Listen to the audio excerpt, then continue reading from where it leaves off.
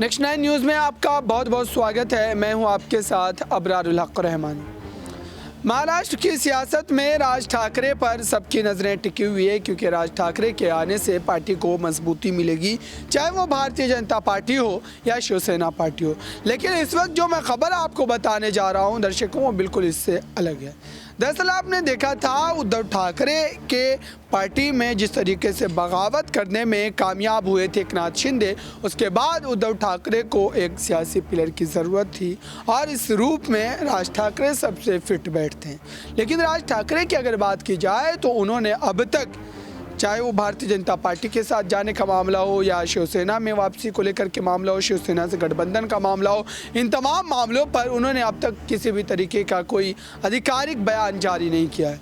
लेकिन अभी तक इनका जो रवैया रहा है, जिस तरीके से वो देवेंद्र फडणवीस के हिमायत में बातें करते नजर आए, उससे यही लगता है कि दरअसल इस पूरे मामले में वो भले ही भारतीय जनता पार्टी के साथ जाने के बारे में कोई ऐलान तो नहीं कर रहे हैं, लेकिन ये तय माना जा रहा है कि बीएमसी चुनाव के बाद अगर भारतीय जनता पार्टी को एकनाथ शिंदे को समर्थन की ज़रूरत पड़ेगी तो वो राज ठाकरे बिल्कुल देने को तैयार रहेंगे। ऐसे समय में जबकि राज ठाकरे कहीं ना कहीं अपनी खुद राजनीतिक हैसियत को तलाश रहे हैं, उसके बावजूद भी उनके जो तेवर है बिल्कुल इस वक्त सख्त है।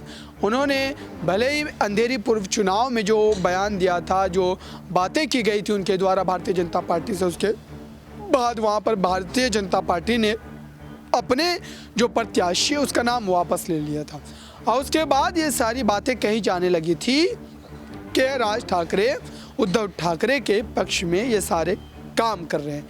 लेकिन हकीकत से इसका कोई लेना देना नहीं है। फिलहाल अभी भी राज ठाकरे का झुकाव बीजेपी की तरफ देखने को मिल रहा है, लेकिन उसके बावजूद भी उद्धव ठाकरे के साथ भी उनके मामलात को कई बार जोड़ करके देखा जाता है और कहा जाता है कि उनकी वापसी शिवसेना में भी हो सकती है।